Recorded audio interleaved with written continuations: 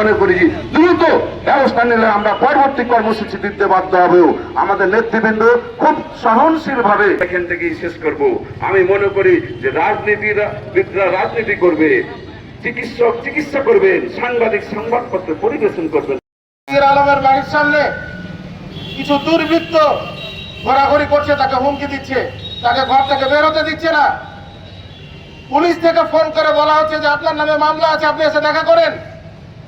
আজকের মানববন্ধন থেকে স্পষ্টভাবে হুঁশিয়ারি করতে চাই, চাঁপাইনবাবগঞ্জের সাংবাদিকদের মধ্যে কোনো অনৈক্য নাই। দু চারজনের মতামত ভিন্ন থাকতেই পারে, পরিবেশগত ঘটনা ঘটতেই পারে, কিন্তু কোনোভাবেই মনে করবেন না যে সাংবাদিকদের মধ্যে অনৈক্য আছে। আজকে দেখে যান, চাঁপাইনবাবগঞ্জের তৃণমূল উপজেলা থেকে শুরু করে এমন কোনো সাংবাদিক নাই যে আজকে আমাদের মানববন্ধনে উপস্থিত হয়নি।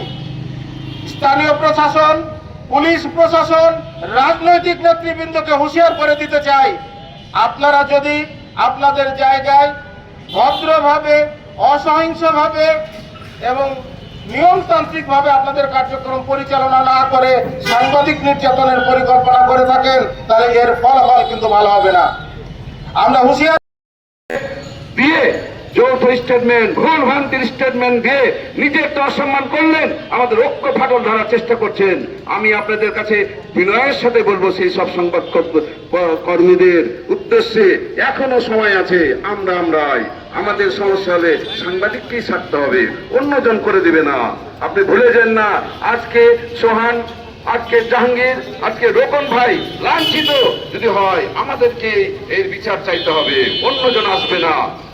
এক নাকে শীত যায় না, কথায় আছে। তা আমি তাদের সুবুদ্ধি হবে, বিনয়ের সাথে বলবো, আপনারা ঐক্যে ফাটল ধরাবেন না। আমরাও অনেক আন্দোলন করেছি ঐক্যবদ্ধ ভাবে, ভুল হতেই পারে, সেটা আমরা ঘরের মধ্যে ছাড়বো, কিন্তু সামাজিক যোগাযোগ মাধ্যমে আপনি স্টেটমেন্ট দিয়ে খুব বাহাবা লিখেছেন, এটা আমি খুব কষ্ট পেয়েছি। প্লিজ আপনারা সেই জায়গা থেকে সরে আসবেন।